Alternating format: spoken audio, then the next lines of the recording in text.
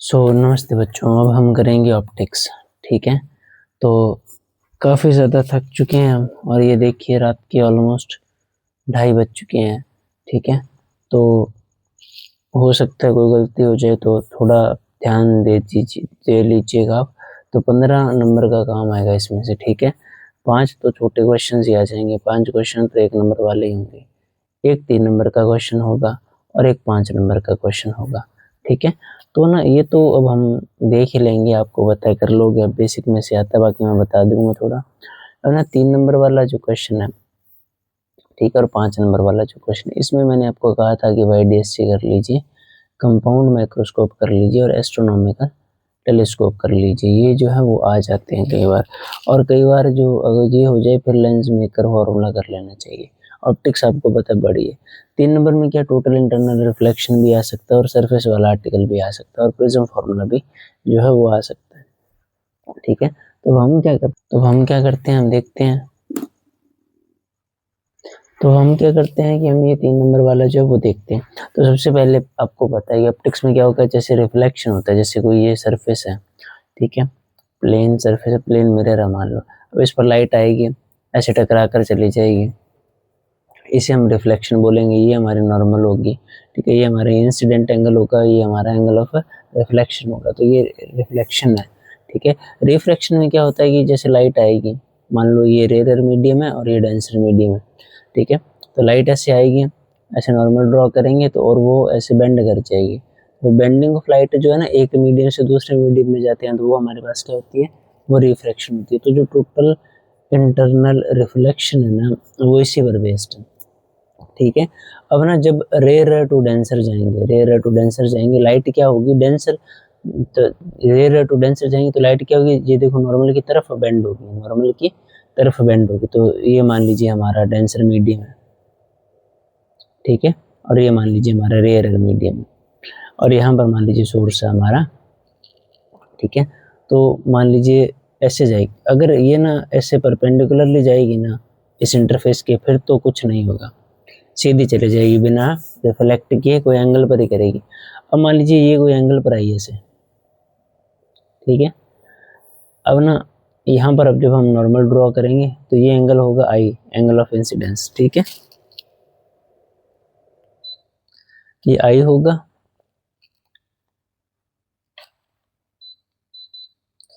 और जैसे अब क्या होगा कि रिफ्रैक्शन होगा, ठीक है। अब नॉर्मल के, अब जैसे डेंसर टू रेयर जाएंगे, तो रेयर टू डेंसर आते तो नॉर्मल की तरफ, डेंसर टू रेयर जाएंगे तो नॉर्मल से ऑपोजिट साइड जाएगी, ये नॉर्मल से दूर जाएगी, ठीक है। तो हम डेंसर टू रेयर जा रहे हैं तो नॉर्मल से क्या करेगी, दूर जाएगी, तो ऐसे जाना था इसे, अभी ऐसे जाएगी, अब ये हमारा आर होगा। हाँ मान लो इसे मैं ऐसे लाऊंगा, यहाँ पर इस पॉइंट पर ले आया, इस पॉइंट पर क्या होगा, अब जैसे आई इंक्रीज कर रहा है, ठीक है, तो अभी आई ऐसे ऐसे जाना था, अभी बेंड करेगी और नॉर्मल से अभी बेंड करेगी, तो फिर ये ऐसे बेंड कर जाएगी, ठीक है। मान लीजिए मैं इसे यहाँ ले आऊँगा ऐसे, अब जो आई है वो और ज़्यादा इंक्रीज कर गया, अब इसे ऐसे जाना था, और ये क्या करेगी, ऐसे बेंड कर जाएगी, ऐसे बेंड कर जाएगी ऐसे। तो जब एंगल ऑफ इंसिडेंस, इसे हम क्रिटिकल एंगल बोलते हैं। जब ये जो रिफ्रैक्शन हुआ है ना यहाँ पर, आर जो है वो 90 डिग्री पर हो जाए, तो इसे हम क्या बोलते हैं, क्रिटिकल एंगल बोलते हैं। जब ऐसे इंसिडेंट एंगल आए, एंगल ऑफ इंसिडेंस ऐसा बने कि आर जो है, एंगल ऑफ रिफ्रैक्शन जो है 90 डिग्री हो जाए ऐसे इंटरफेस पर। इसके बाद अब कोई भी रे आएगी ना, जैसे ये आएगी, अब यहाँ पर नॉर्मल ड्रॉ करेंगे, अब ये ऐसे जाना चाहती थी, अब ये आपको पता है कि ऐसे जाना चाहती थी पहले, ऐसे तो पहले ही होगी, अब ये क्या करेगी, अंदर ही आ जाएगी, मीडियम में अंदर ही आ जाएगी। तो ये जो हमने, ये जो हुआ है ना, ये अंदर की तरफ ही आ गई, तो ये है टोटल इंटरनल रिफ्लेक्शन, ठीक है। इसे हम ऐसा भी बोलते हैं, back bouncing of light in denser medium when light goes from denser to rare. अब इसकी कंडीशंस है कि ये जो एंगल आई, ये ग्रेटर होना चाहिए क्रिटिकल एंगल से, ठीक है।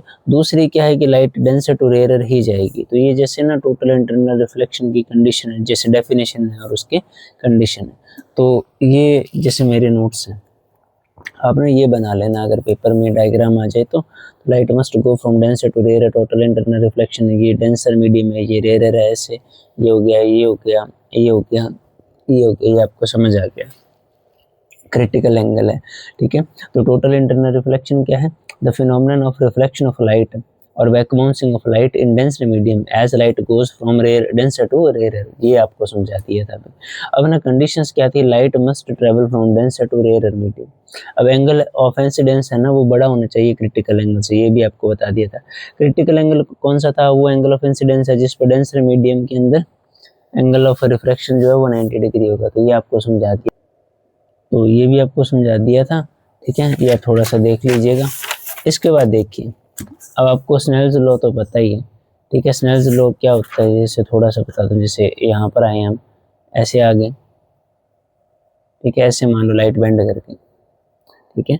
ये आई है और ये आर है, ठीक है। रिफ्लेक्शन में तो बराबर होंगे, रिफ्रैक्शन में क्या होगा? मान लो इसका रिफ्रैक्टिव इंडेक्स जो है वो μ1 है और इसका रिफ्रैक्टिव इंडेक्स जो है वो μ2 है। तो इसका μ1 साइन आई इक्वल होगा उसके μ2 साइन आर के, ठीक है। तो ये हमारा क्या है? स्नेल्स लॉ है। तो ये हमें थोड़ा ध्यान रखना है, कई बार ये भी पूछ लेते हैं सीधा वो। तो स्नेल्स लॉ से ये निकाल लेते हैं, म्यूजिक स्टोन बाय साइन से ये रिफ्रैक्टिव इंडेक्स वगैरह, ये मैंने ना एमसीक्यू वाली सीरीज बना रखी है, तो वहाँ पर आप देख लीजिए। उसके बाद क्या है, जैसे देखो एप्लीकेशंस है इसकी। ब्रिलियंस ऑफ डायमंड, डायमंड चमकता है क्यों है? रिफ्रैक्टिव इंडेक्स होता है ना डायमंड का, इतना होता है 2.42। तो जब ना क्रिटिकल एंगल हम डायमंड के लिए फाइंड करेंगे तो 1/μ, ये से सॉल्व करने पर इतना आ जाएगा 24.4 डिग्री, ये आप लिख लेना, ठीक है। So diamond is cut suitably so that light entering the diamond diamond is cut suitably so that light entering the diamond from any face falls at the angle greater than 24.4 degree. मतलब diamond की cutting इसी तरह से की जाती है कि उसके अंदर जब लाइट एंटर करेगी ना तो वो बाहर निकल ही नहीं पाएगी। जैसे टोटल इंटरनल रिफ्लेक्शन के कारण तो वो अंदर रह जाएगी ना, ठीक है। तो it suffers multiple total internal reflections at various faces and remains within the diamond falling to come out hence the diamond sparkles, ठीक है। तो ये है, तो ये आप लिख लीजिएगा। उसके बाद मेरा आज वाला ये चाहो तो आप छोड़ दो, ठीक है।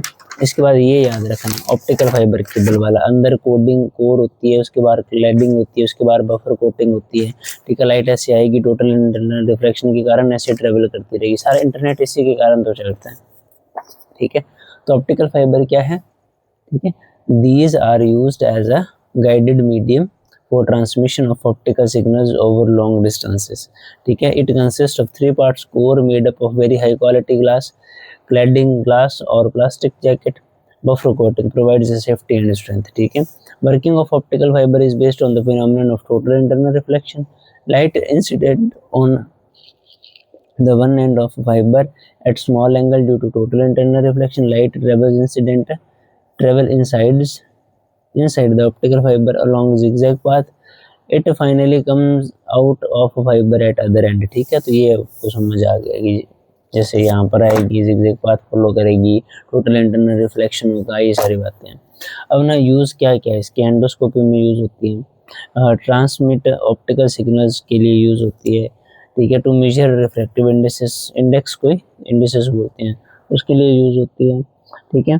फोटोमेट्रिक सेंसर में यूज़ होती है, टेलीकम्युनिकेशन में यूज़ होती है। तो ये ऑप्टिकल फाइबर की क्या यूजेस है, ठीक है। और ये जो है ये भी आ जाता है state Snell's law of reflection जो आपको भी बताया था, तो ये रीड कर लीजिए। Ratio of sine of angle of incidence to sine of angle of refraction is constant for 2 given media, ठीक है। ये इसके बाद ये पावर ऑफ लेंस, ये काफ़ी ज़्यादा ज़रूरी है, इस पर कुछ ना कुछ जो है पूछ लेते हैं। तो पावर ऑफ लेंस क्या है, ठीक है। तो पावर ऑफ लेंस है, जैसे मान लो ये कोई लेंस है, ठीक है। तो यहाँ पर जैसे अभी ये ना बेंड कर देगा राइट भैया, ये कितना ज़्यादा बेंड करेगा, जितनी ज़्यादा पावर होगी उतना ज़्यादा बेंड करेगा। तो कितना कन्वर्जिंग लेंस कितना ज़्यादा कन्वर्ज कर देगा और डाइवर्जिंग लेंस कितना ज़्यादा डाइवर्ज कर देगा, तो यही पावर होगी। Power of lens is defined as its bending ability and is measured as reciprocal of focal length. तो ये याद रखना बस आपको, पावर ऑफ लेंस क्या है, 1 फोकल लेंथ है। सारे वही साइन कन्वेंशन वाले रूल। कन्वेक्स के लिए जैसे ये कन्वेक्स था तो पॉजिटिव होगी क्योंकि आगे की तरफ होगा, कनकेव के लिए नेगेटिव होगी क्योंकि पीछे की तरफ बनेगी, ठीक है। ओ भगवान जी, तो लेंस मेकर फॉर्मूला सी आता है, ये चाहे आप मत देखो, ये मुश्किल हो जाएगा आपके लिए अगर आपको नहीं आता। तो डायोप्टर्स के ना यूनिट है, ये बस याद रखिएगा। पावर ऑफ लेंस के यूनिट क्या है, डायोप्टर। 1 नंबर में भी पूछ लेते हैं कई बार, मैंने ना 60 MCQs की सीरीज़ बना रखी है, 60 MCQs वाली, वो देख लेना, शॉर्ट्स के सेक्शन में मिल जाएगी। तो कॉम्बिनेशन ऑफ लेंस है, मतलब हम जोड़ देंगे सीधा, न्यूमेरिकल आएगा तो उसमें समझा दूंगा, ठीक है। अब देखो ये आ गया ना derive lens formula, 1/v minus 1/u is equal to 1/x। एक थिक कन्वेक्स लेंस के लिए डायग्राम भी बनाना है हमें, और रियल इमेज के लिए। तो देखो ये तो आपको लिखना ही है। Lens formula is a relation, ये काफ़ी ज़्यादा सिंपल है, ये आ जाता है कई बार। Lens formula is a relation between focal length of lens and distance of object and image from optical centre. सारे डिस्टेंसेस मेजर करेंगे ऑप्टिकल सेंटर से लेंस के।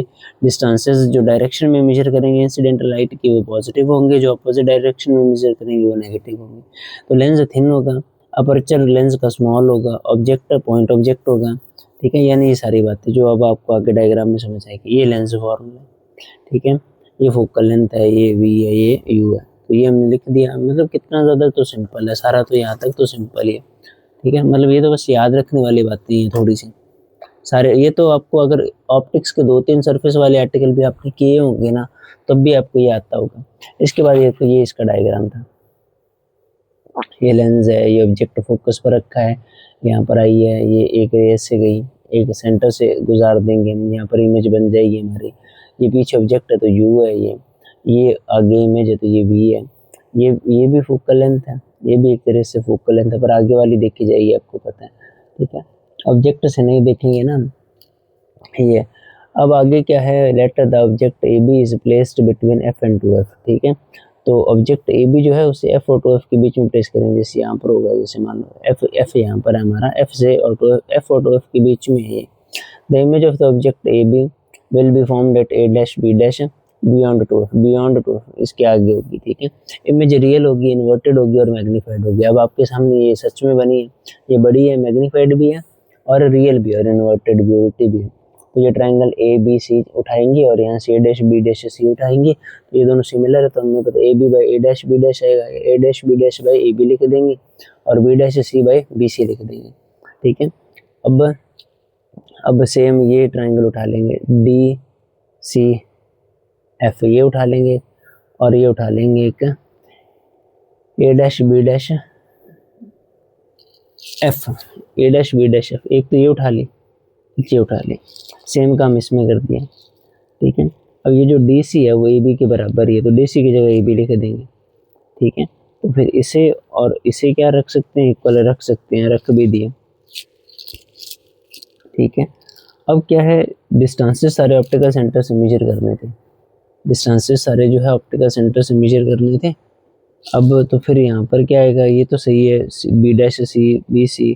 अब ये जो है ना बी डैश एफ, ये कैसे निकालेंगे, B dash C minus C F, B dash C minus C F upon F. तो अब आगे से सॉल्व करेंगे, वैल्यूज पुट करेंगे, ठीक है, कैलकुलेशन करेंगे ऐसे, तो ये हमारा आंसर आ जाएगा। इसके बाद देखिए ये सरफेस वाला आर्टिकल, प्रिज्म फार्मूला, कंपाउंड और एस्ट्रोनॉमिकल, ठीक है। तो ये आर्टिकल्स है हमारे पास। अब ये होगा नहीं आपसे अभी लेंस फार्मूला, तो इसे अगर आपको आता है तो बहुत अच्छी बात है, वरना स्किप कर दीजिए। अब ये हमारा कंपाउंड माइक्रोस्कोप, ये हमारा कंपाउंड माइक्रोस्कोप है, ये हमारा ऑब्जेक्टिव लेंस है, ये हमारा आई लेंस है, आपको दिख रहा है, ठीक है। तो ऑब्जेक्टिव लेंस से पीछे ऑब्जेक्ट है, ये ऐसे ये फर्स्ट इमेज बन जाएगी। अब ये इमेज इस लेंस के लिए ऑब्जेक्ट होगी, ठीक है। तो अब क्या करेंगे, इससे एक रे ऐसे गुजार देंगे, एक रे ऐसे गुजार देंगे, इन्हें पीछे मीट करवा देंगे, ये हमारी फाइनल इमेज बन जाएगी, ठीक है। तो ये जो है ये इसकी, ठीक है, डेफिनेशन वगैरह है। एक इंस्ट्रूमेंट है, इमेजेस टाइम ऑब्जेक्ट्स को मैग्नीफाई करने के लिए यूज़ करते हैं।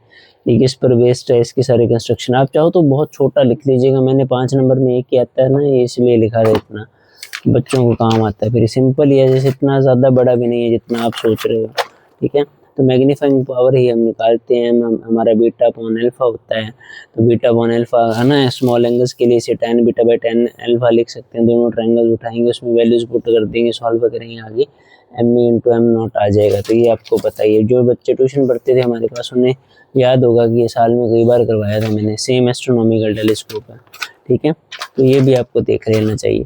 ये ना 5 नंबर में ना ये आ सकते हैं, ये भी आ सकता है हाइगन वाला, पर मैं ना अब आपको सीधा ना न्यूमेरिकल करवाता हूँ, क्योंकि वो सबसे ज़्यादा ज़रूरी है 3 नंबर में।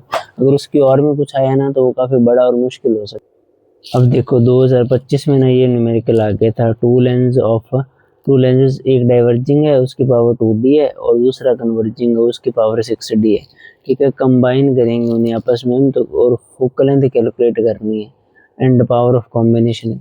अब ना पहले की पावर हमने लिख दी -2d, दूसरे की लिख दी 6d, क्योंकि ना जो कन्वर्जिंग होगा, ठीक, जो डाइवर्जिंग होगा, जैसे डाइवर्ज तो आपको पता ही करेगा कनकेव, ठीक है, तो कनकेव के लिए ये माइनस होती है पावर, तो ये माइनस आएगा। ठीक है, -2d लिखा और यहाँ पर एक डाइवर्जिंग है ना, डाइवर्जिंग ये कनकेव होगा। डाइवर्जिंग के लिए -2d लिखेंगे और कन्वर्जिंग के लिए +6d लिखेंगे, तो इसलिए यहाँ पर -2d आया और इसलिए यहाँ पर +6d आया। अब पावर, टोटल पावर कैसे निकालेंगे, ऐड कर देंगे P1 + P2, तो -2d + GD, capital D dioptre है, तो 4 डाइऑप्टर की पावर बनेगी लेंस की। अब आगे देखो फोकल लेंथ कैसे निकालेंगे, 1/पावर। पावर कैसे निकालेंगे, 1/फोकल लेंथ, तो पावर यह 4d आ गई। ठीक है, अब ये जो मीटर है, फोकल लेंथ निकालेंगे ना मीटर में, इसे हम सेंटीमीटर में कन्वर्ट कर देंगे। तो 1 मीटर में 100 सेंटीमीटर होते हैं, तो 100 सेंटीमीटर लिख दिया, ये कट गया, 25 सेंटीमीटर आ गया। ठीक है, तो ये हम ऐसे सॉल्व कर देंगे, 2025 में आया था, ये काफ़ी ज़्यादा सिंपल है। 23 वाला भी आपको दिख रहा है, तो मैग्नीफिकेशन निकालनी है।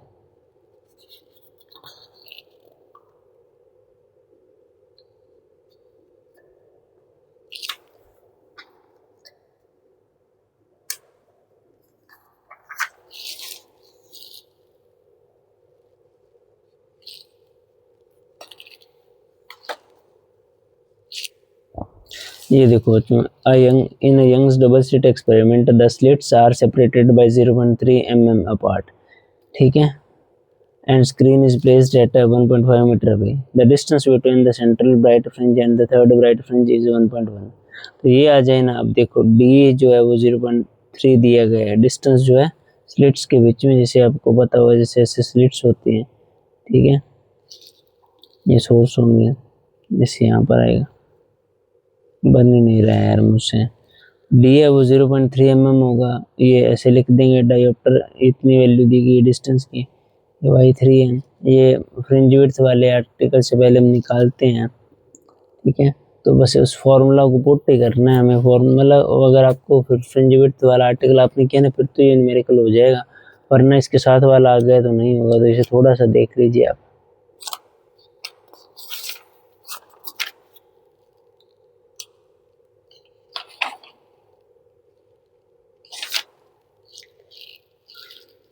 इसमें इतने ही है बच्चों न्यूमेरिकल्स, और ठीक है, बड़े आर्टिकल्स में तो आपको पता है कि YDSC वगैरह आपको बता दिया, वो कर लो। तो बस ठीक है बच्चों, अब मैं इससे ज़्यादा बोल नहीं सकता। ठीक है, बेस्ट ऑफ लक आपको आपके एग्ज़ाम्स के लिए, आपके इसी फिज़िक्स के एग्ज़ाम के लिए। आपका एग्ज़ाम कैसा हुआ आप आकर बता दीजिएगा। ठीक है, मैं मुश्किल से अगर हुई तो ये वीडियो अपलोड कर दूँगा, वरना शायद ये वीडियो भी पता नहीं अपलोड होगी या नहीं होगी।